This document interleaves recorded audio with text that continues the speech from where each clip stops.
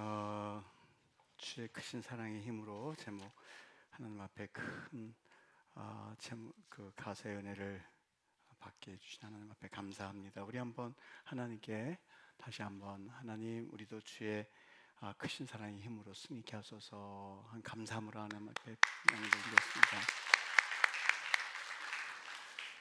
구원이 끝이 아닙니다 하는 제목으로 오늘 주님이 주신 말씀의 은혜를 받고자 합니다. 예수 믿는 목적이 뭘까? 내가 교회를 다니는 목적이 뭘까? 그 이유가 뭘까? 가만히 정신을 차리고 보면 우리 한국 교회가 왜 이렇게 식어졌을까? 열정이 식어 있는 그리스도인들이 참 많이 눈에 뜨이고, 그리고 어느 사이인가 보면 과거에 우리의 뜨거운 주님을 향한 열정은 사라진 지 오래인 것 같습니다. 우리가 좋은 신앙이라고 이야기할 때에 도대체 그 좋다라고 하는 그 신앙은 무엇을 말하는 걸까 하고 생각해 보곤 합니다. 아무리 생각해도 좋은 신앙이라고 하는 것은 하나님과 가지는 진실한 그리고 가까운 그리고 친밀한 관계를 걸어서 우리가 좋은 신앙이다라는 이야기를 합니다. 3년 동안 예수님께 제자들이 받았죠. 그래서 이제 내일이면 예수님이 십자가에 못 박혀 돌아가시는 날입니다. 그 전날 밤 마지막으로 그 제자들을 만났을 때에 예수님께서 하셨던 말씀은 유언과도 같은 말씀입니다.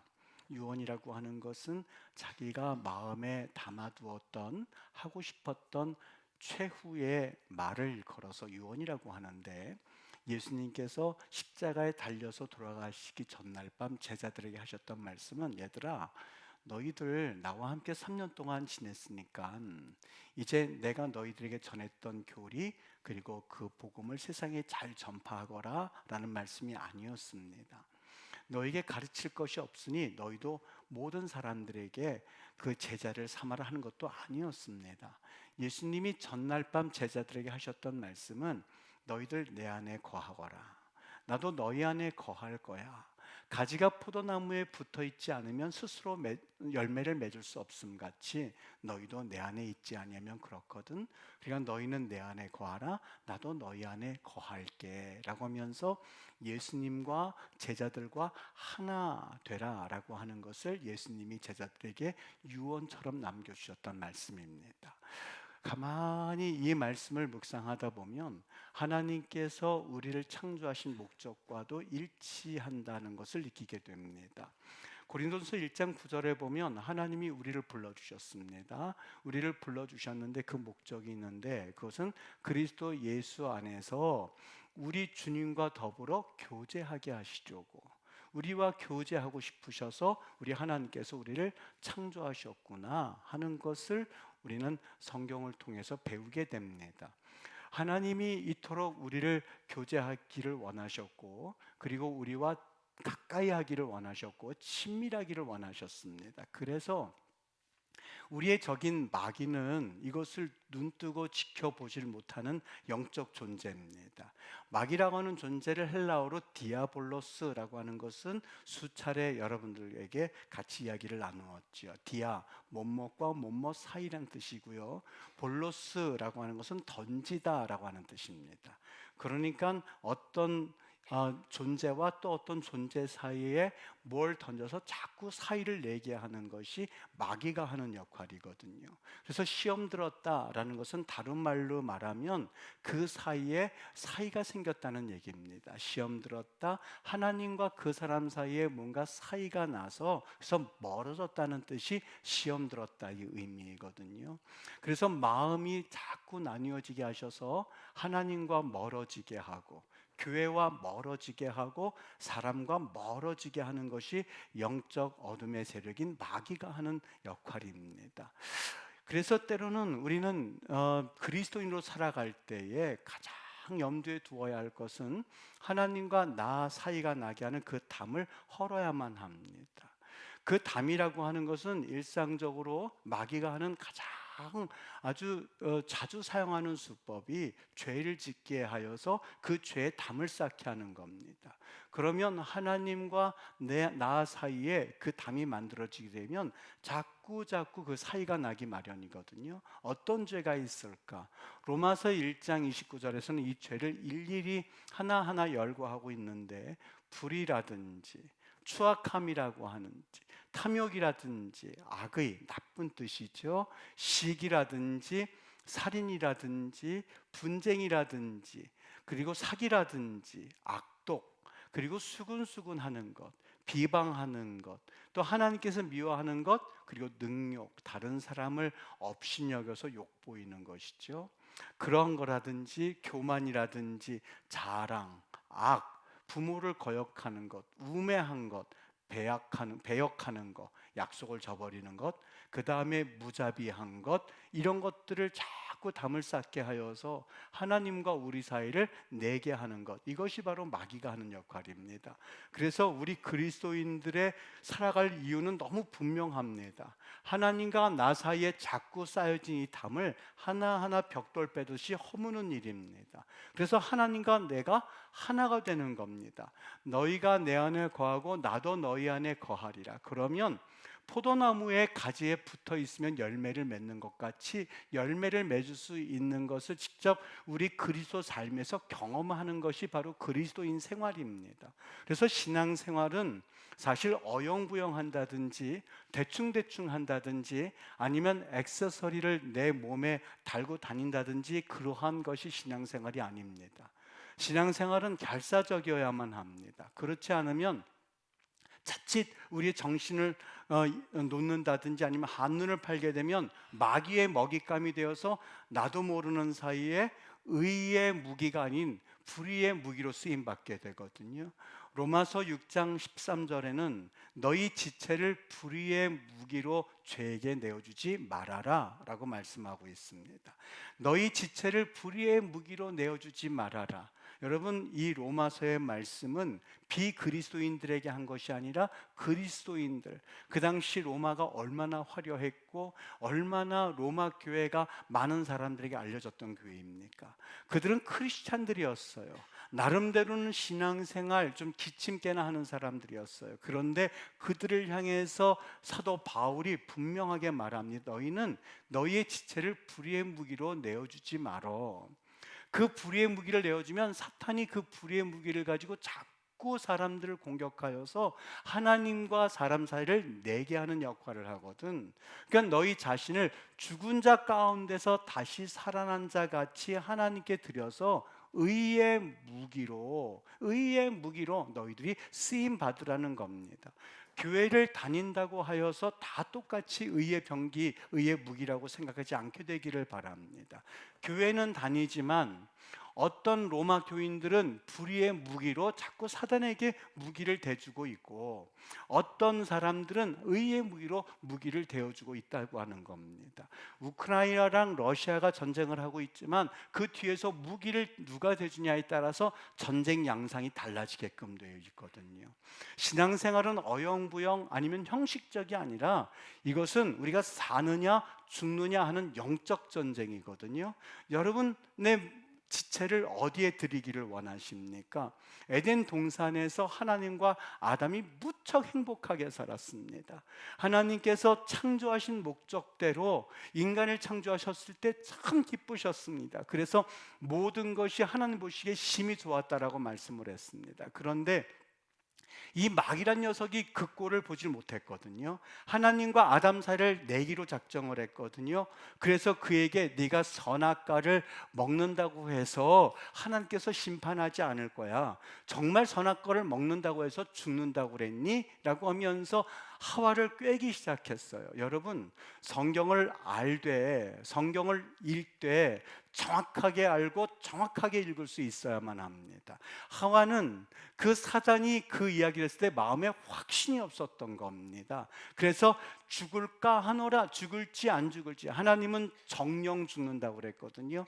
죽는다는 표현을 2번이나 쓰셨거든요. 마베트. 그걸 우리가 표현할 방법이 없어서 죽을 거야 이렇게 표현하지 않고 너는 그 선악과를 먹으면 정말 죽을 거야 그렇게 번역을 했거든요. 그런데 그것을 정확하게 알지 못했던 하와가 그것을 먹으면 하나님이 죽을까 하노라라고 하면서 어설프게 이야기한 것이 화근이었습니다. 여러분, 그것을 따먹은 아담과 하와는 하나님께서 사람으로 창조하셨거든요. 그런데 그 반대로 짐승처럼 됐습니다. 정욕을 따라서 살게 됐습니다. 하나님의 뜻대로 살고 하나님이 기뻐하시는 모습대로 사는 것이 아니라 짐승이 살아가는 대로 살게 되었었던 겁니다. 영적인 세계를 모르고 육신의 요구를 따라서 그만 사람의 탈을 쓴 정욕이 가득 찬 육신의 소욕의 사람으로 살아가게 됐었던 겁니다. 신앙생활은요, 여러분 따라해 보십시오. 신앙생활은 살려고 한다. 신앙생활은 승리해야 한다.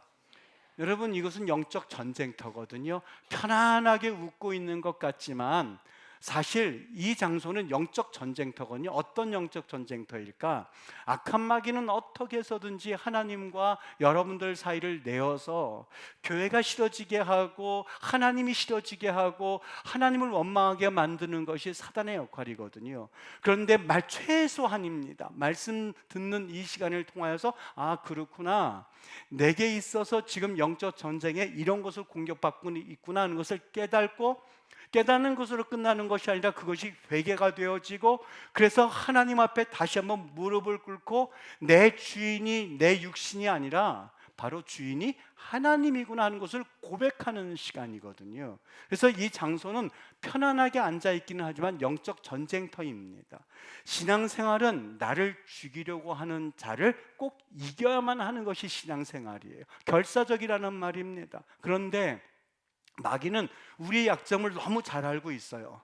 어떤 무기를 가지고 있는지, 그리고 어떤 무기를 사용해야만 우리가 가지고 있는 무기를 이길 수가 있는지를 그들은 너무 잘 알고 있습니다. 우리의 약점을 알고 있다는 말입니다.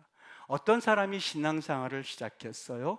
은혜도 받고 2024년도가 되었으니까 나 이제 하나님 앞에서 말씀도 읽을 거야, 그리고 헌신도 할 거야, 은혜도 받을 거야 라고 하면서 하나님 앞에 결심을 했습니다. 마귀가 가만히 보니까 그 사람의 약점이 무엇인지 정확하게 알았어요. 그가 사업을 시작했어요. 잘 되게 했습니다. 그의 사업이 번성하게 했습니다. 조금씩 그 사업이 불어나기 시작하는 거예요. 그러다 보니까 금요 예배도 나오지 못하게 됐어요. 그러다 보니까 수요 예배도 나오지 못하게 됐어요.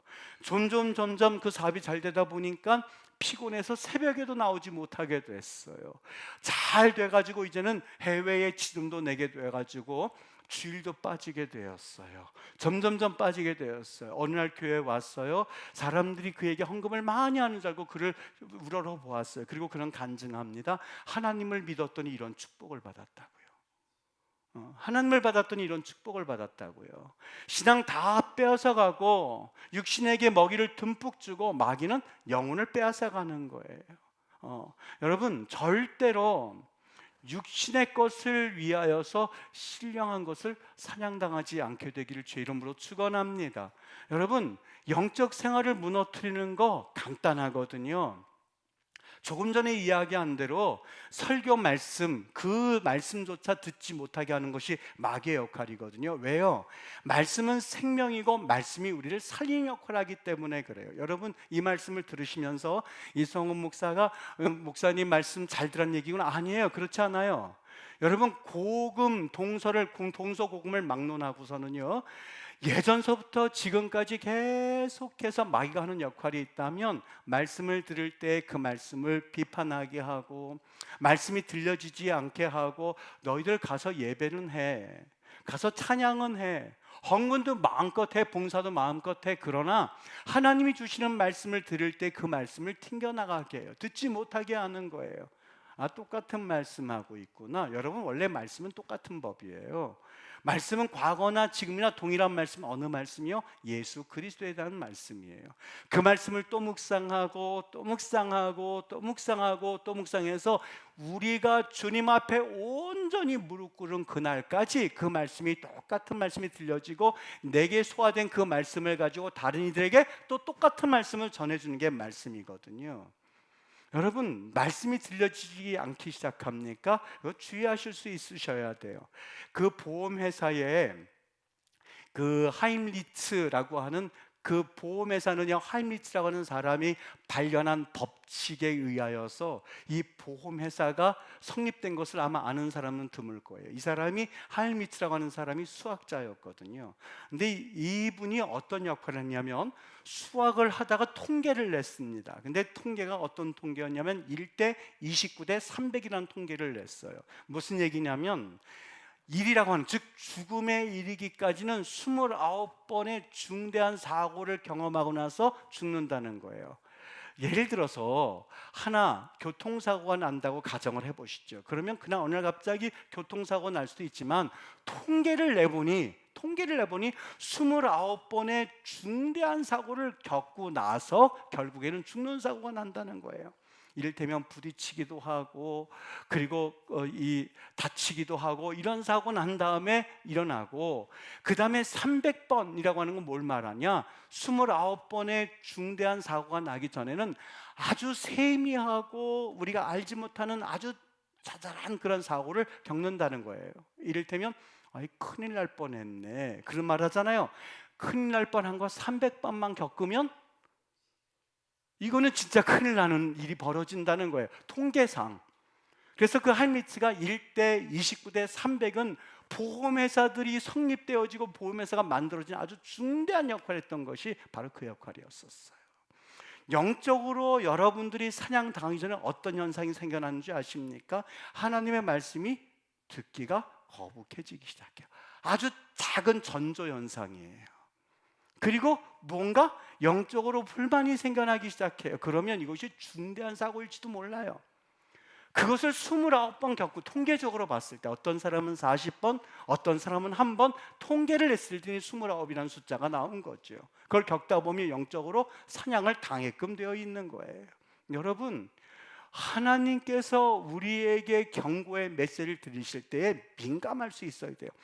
큰일 날 뻔했네. 그러면 그때부터는 큰일 날 뻔한 것까지는 하나님께서 지켜주셨다고 믿는다면 그다음부터는 정신 바짝 차리고 살아야 돼요.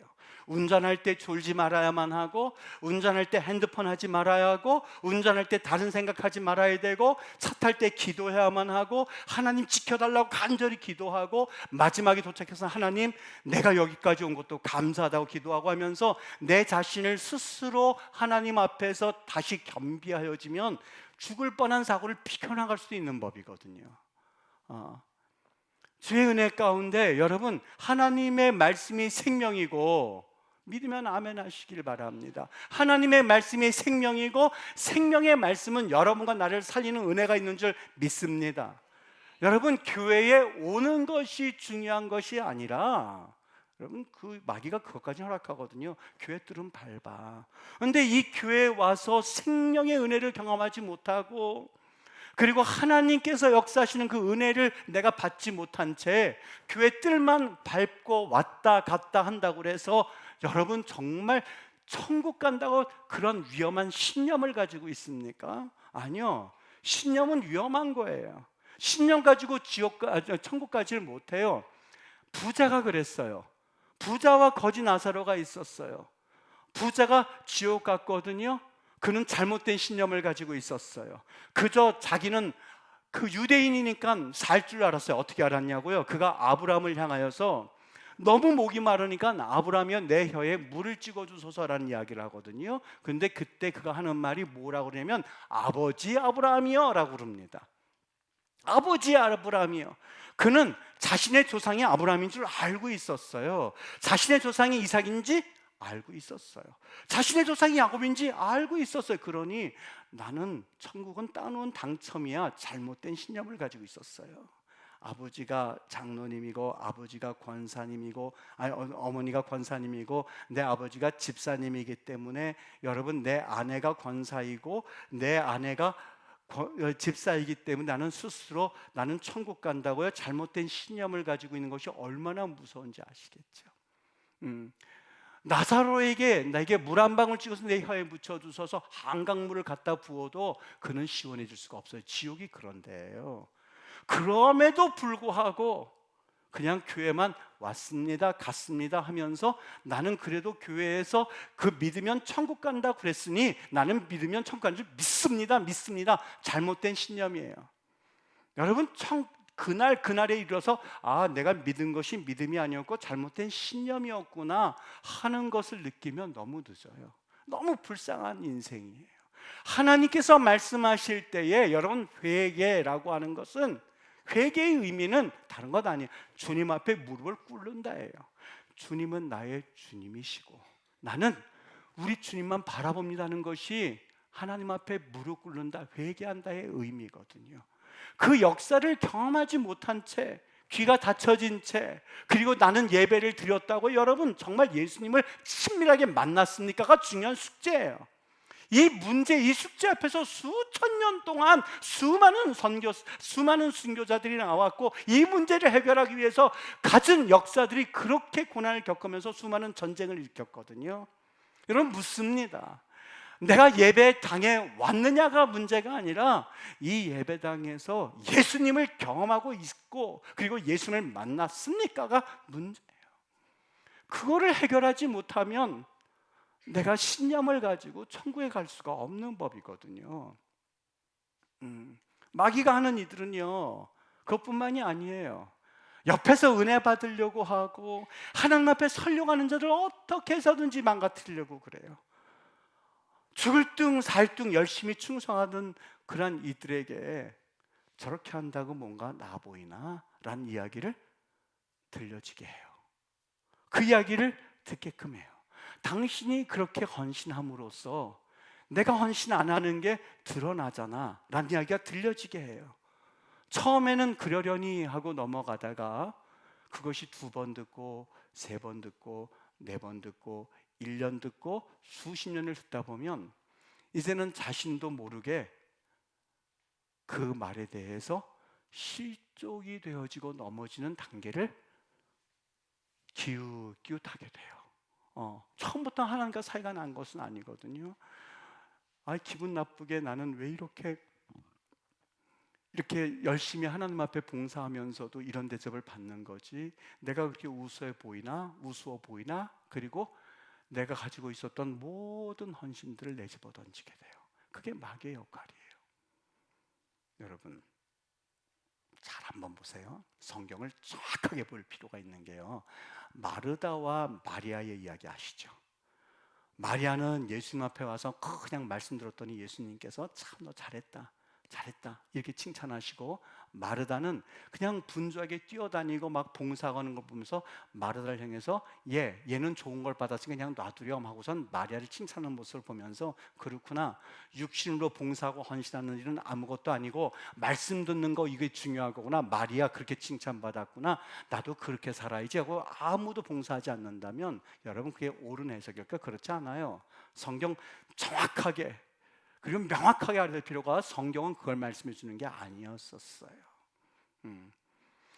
교회 안에서 봉사하고 헌신하는 분들이 얼마나 귀합니까? 그런 분들이 없다면 사실 교회에서 헌신하고 교회에서 최선 다하는 일이 없으면 사실 섬김 받는 사람들도 사실 너무너무 힘들게 섬김을 받을 거예요. 그분들의 섬김과 헌신이 있기 때문에 교회는 이루어져 가고 있고 섬김받아가 있고 영혼이 구원받고 있는 거예요. 그것을 평가절하하는 것이 아니라 성경에서 말하고 있는 것은, 오늘 마리아는 오직 주님만 바라보고 있었던 거예요. 주님만 바라보고 있었던 거예요. 하나님만 바라보고 있었던 거예요. 그리고 오직 하나님께 집중하고 있었던 거예요. 마르다는요, 자신이 하는 일에 집중하고 있었다면 그도 역시 칭찬받았을 거예요.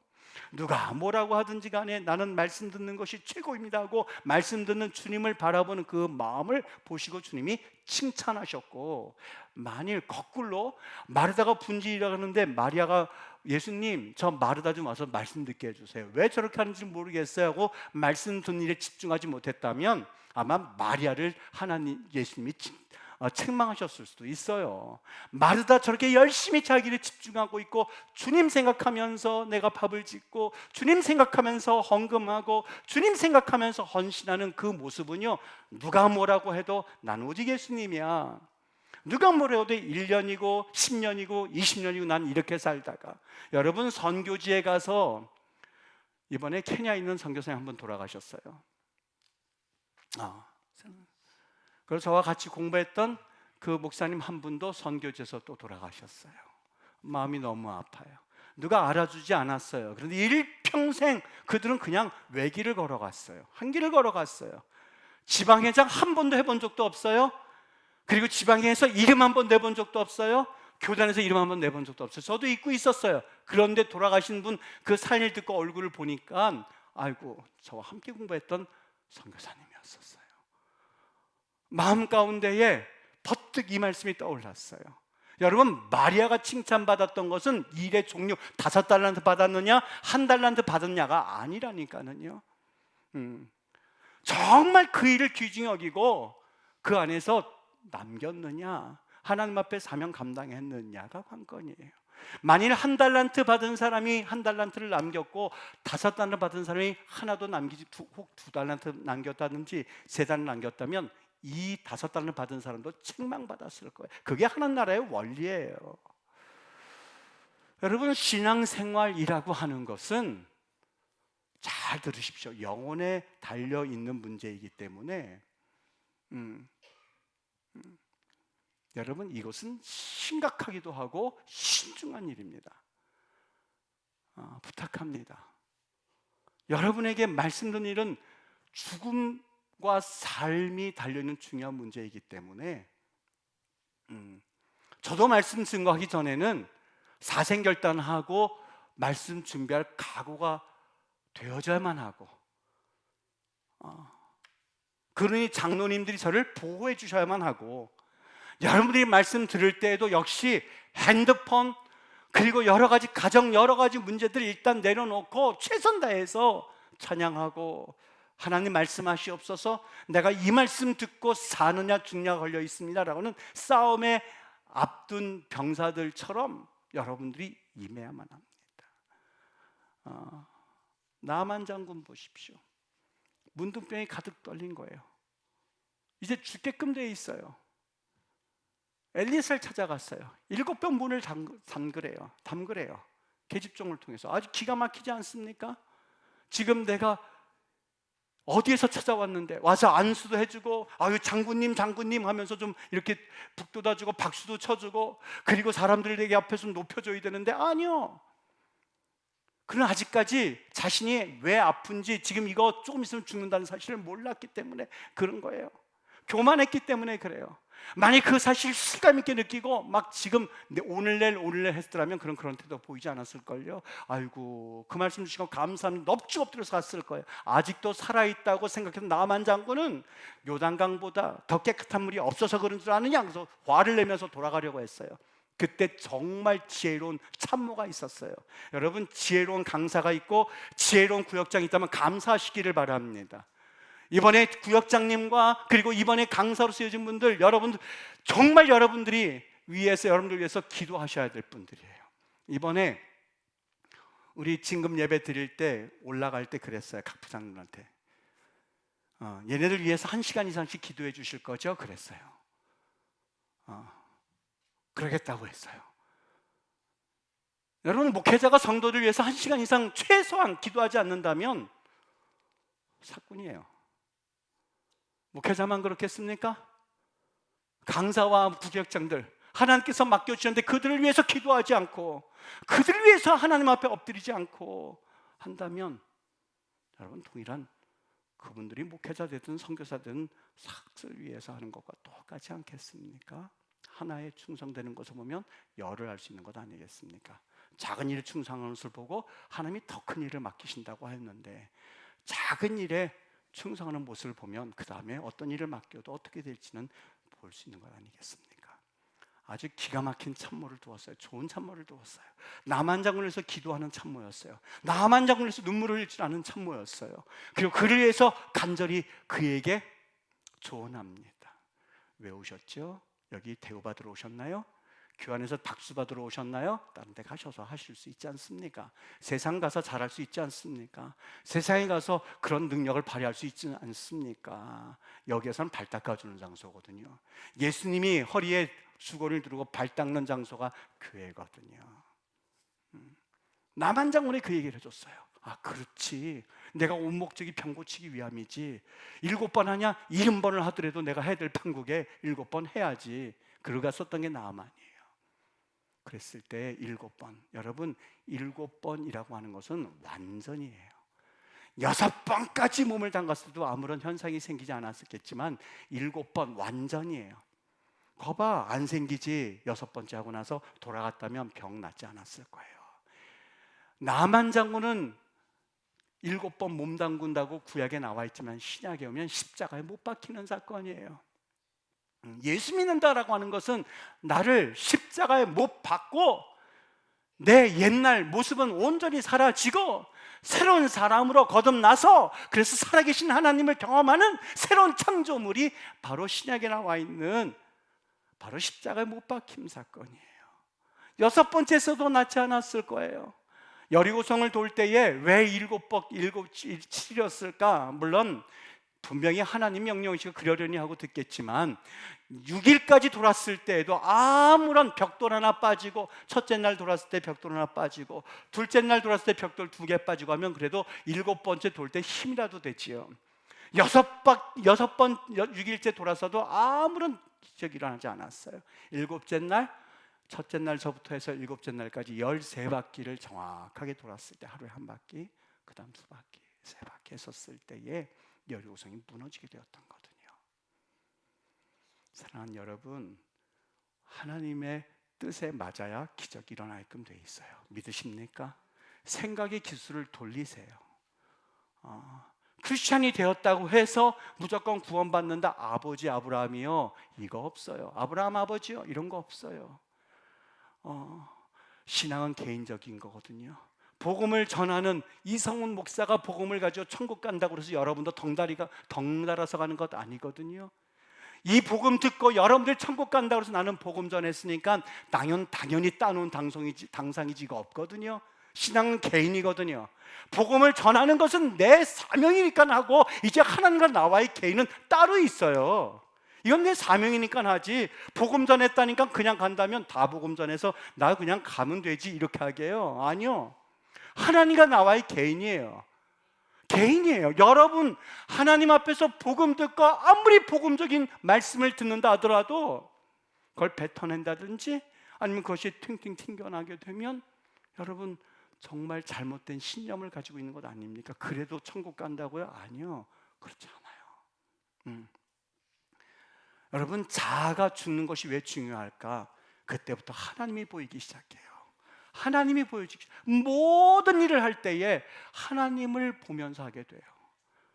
헌금하는 것도 그렇습니다. 우리 다음 주에 또 작정하고 하겠습니다만, 하나님 앞에 헌신하는 것 같으나 자아가 살아있으면 헌금도 나를 만족시키기 위해서 하거든요. 내가 이만큼 하게 되면 좀 그래도 한 것 아닌가라고 스스로 안심하는 게 헌금이 아니에요. 그렇지 않아요? 사랑하는 여러분, 부탁하는데 우리 하나님이 저 하늘에서 보좌 우편에 앉아 계신 하나님이 인간의 육신에 천한 몸을 입고 왔다고 그래서 사람에게 하듯 하지 않게 되기를 바랍니다. 헌금은 그렇게 하는 게 헌금이 아니에요. 헌금은 감사해서 하는 게 헌금이에요. 그게 헌금이에요. 하나님, 내가 이만큼 했으니까 됐지요? 한번 빵! 그리고 헌금하면 됐지요? 이 정도면 내가 교회에 되는데, 아니요, 제발. 우리 하나님은 그렇게 천대 받으실 분이 아니에요. 비록 육신의 몸을 입고 오셨지만 천함은 주님께서 스스로 낮아지신 거, 그분은 경배 받으실 분이에요. 기분 내려고 헌금하는 게 아니라 헌금은 하나님 받으세요가 헌금이에요. 내가 100원의 은혜를 받았는데 하나 드려서 하나님 너무 죄송한 마음으로 드리는 게 헌금이고, 그게 바로 과부의 두렙돈, 칭찬받았던 이유예요. 두렙돈, 달란트에 비하면 돈도 아니죠. 그게 무슨 헌금이겠어요. 그런데 주님께서는 보셨어요. 그 마음에 무엇이 담겨져 있는지, 그 마음의 헌금을 왜 하는지. 내가 받은 은혜가 1000달란트가 되는데 두렙돈, 이게 무슨 뭐가 되겠습니까? 라는 마음으로 드리는 그 마음을 주님께서 보셨던 거예요. 사랑하는 성도님들, 우리 하나님을 섬길 때 여러분 뒤에 이거 현수막 보이시죠? 이거 짧은 시간 동안에 우리 교육자들 참 교육자가 힘들게 해서 또 붙이고, 어저께도 밤늦게까지 해서 붙이고 했는데, 처음 붙였을 때 너무너무 막 흉하고 일그러져 가는 모습 보면서 그냥 다른 사람들은 몰라요. 그냥 보면 괜찮은데 하고 지나갈 만한 일이에요. 또 했어요. 사람들 깨끗하게요. 여러분 우리 주보 한번 보시면 많은 분들이 부러워해요. 이거 어디서 했느냐고, 디자인 어떻게 했느냐고, 어디서 이렇게 했느냐고. 작은 일이지만 여러분, 우리 주님께서 육신의 몸을 입고 오셨다고 그래서 사람에게 대하듯 하면서 우리 스스로 그분을 천대하는 것은 정말 주님 보시기에 안타깝게 그지없어요. 예배당에 왔는데, 우리가 예배하는 장소이고 기도하는 장소, 혹여라도 마치 이곳을 카페로 사용한다든지, 그리고 내가 그냥 농담하는 그런 하나의 휴식처로 사용한다든지, 여러분 정말 하나님 보시기에 그것이 정당하다고 생각하십니까? 우리 하나님 우리를 구별하여서 불러주셨는데, 우리 하나님을 구별해서 섬기는 것이 아니라 그저 하나님은 막 섬겨도 되는 분으로 모신다면, 여러분 정말 하나님께서 우리가 필요하고 하나님 앞에 구할 때 하나님께서 그런 모습으로 우리를 여겨주시기를 여러분 정말 그렇게 바라고 있습니까? 다른 건 대강대강해도 예수님만큼은 분명하게 확실하게 섬길 줄 알아야지요. 오늘 본문 말씀 말해요. 너희는 유혹의 욕심을 따라서 썩어져가는 구습을 따르는 옛사람을 벗어버려라. 옷 벗을 때에 하나하나 개키면서 옷 벗는 사람 없을걸요. 빨래 옷을요 훌러덩 해서 막 던져놓고 하는 것처럼 여러분 그 표현을 쓰고 있어요. 구습을 벗어버려. 제발 그런 습관들 벗어버리라고. 때로는 우리 하나님이 저렇게 취급받아야 할 분이 아닌데 취급받는 거 보면 뒤에서 눈물이 나요. 아유, 우리 예수님 왜 괜히 육신의 몸을 입고 오셔서 그런 모습 보여주셨나. 막 창 들고 칼 들고 삐까번쩍 해가지고, 야 봐라, 좀 이렇게 영광의 몸을 입고 오시지 왜 말구에 태어나셔서 저런 취급을 받으셔야 할까 생각나면은 때로는 마음이 먹먹해져요. 그리고 나를 돌아보게 돼. 나도 그런 거 아닌가? 나도 그렇게 살고 있지는 않는가? 주님 죄송해요. 주일 지킨다고요? 누가 주일을 여러분 보고 지키라고 그랬어요? 안식일이, 예수님이 안식일 주인이라고 그랬는데, 주인 대신 예수님이 누가 누굴 지킨다고 그러는 거예요? 한번 교회 와서 예배 한번 딱 드려주고, 헌금 한번 내주고, 찬양 한번 멋있게 들어주고, 그리고 축도 한번 받아주고, 그러면 내가 주일 지킨다고요? 우리가 무슨, 누가 누구를 지키는 거예요? 그런 얘기가 어디 있어요? 누가 주일을 지킨다고 그래요? 주일이 나를 지키는 거죠. 주일이 내 주인이시죠. 주님이신데요. 주님이 안식일의 주인이라고 그랬는데요. 믿으시죠? 10,000명, 20,000명 교회는 아니라 한다 할지라도, 몇 사람이라 한다 할지라도, 여러분 하나님을 막 섬기는 이들이 10,000명, 20,000명 있는 교회보다도 정말 소수의 인원이라도 기드온 300명의 용사처럼 하나님을 진실히 섬길 줄 알고, 하나님 무서워할 줄 알고, 하나님이 어떤 분이신지를 분명히 알고, 예를 들어서 여러분 교회다 헌신할 것이 있다면 여러분의 형편과는 상관이 없이 작은 걸 하더라도 최선의 것을 하십시오. 최선의 것을 하십시오. 나는 한 번도 이렇게 써보지 못했는데 하는 것들을 드리십시오. 왜요? 눈에 보이지 않는 주님을 섬기기를 원한다면 죽게 하듯 하지 보십시오. 보이는 하나님처럼 섬겨보십시오. 우리 하나님께서 여러분들 2024년도 그렇게 지켜주실 줄 믿습니다. 교회요, 그렇게 막 함부로 취급받아야 할 장소가 아니에요. 예배 공동체, 살아계신 하나님의 성전이에요. 그 마음을 가지고 있다면 함부로 못하죠. 여러분의 뿌린 대로 거두소서라고는 2024년도 표인데, 하나님께서 그렇게 심은 대로 거두게 하시고 뿌린 대로 거두게 하셔서 주의 은혜 가운데 여러분 승리하고 기적을 경험하는 믿음의 성도들 되시기를 주의 이름으로 축원합니다. 기도하겠습니다.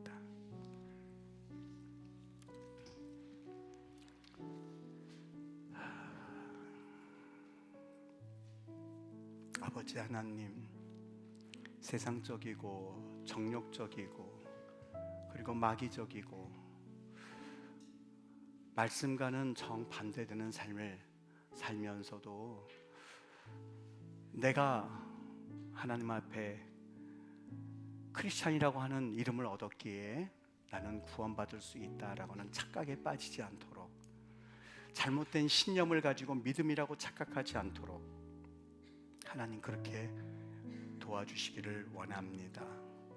아버지 하나님, 오늘 이 아침 2024년도를 우리가 출발하기 전에 우리의 정신무장을 바로 하고 그리고 싸움에 임하게 하옵소서. 영적 전쟁에서 임하게 하옵소서. 작년까지 수많은 일들로 인하여서 답답했던 우리 귀한 성도들, 하나님 아버지 올 한 해는 새로운 힘을 얻게 하시고 영적 세계에서 새로운 싸움에서 승리하는 우리 귀한 성도들이 되게 하사 하나님 참으로 어둠을 물리치고 새로운 빛으로 향하시는 주의 은혜를 경험하는 복된 한 해가 되도록 우리 성도들을 그렇게 복내려 주시기를 원합니다. 어렵고 어둠의 힘든 과정 가운데서도 이렇게 우뚝 서 있는 귀한 성도들입니다.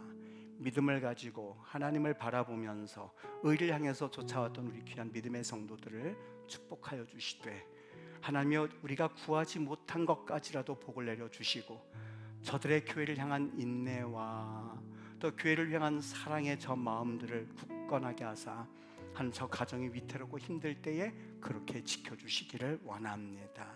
주님 감사하며 예수 그리스도 이름으로 기도합니다. 아멘.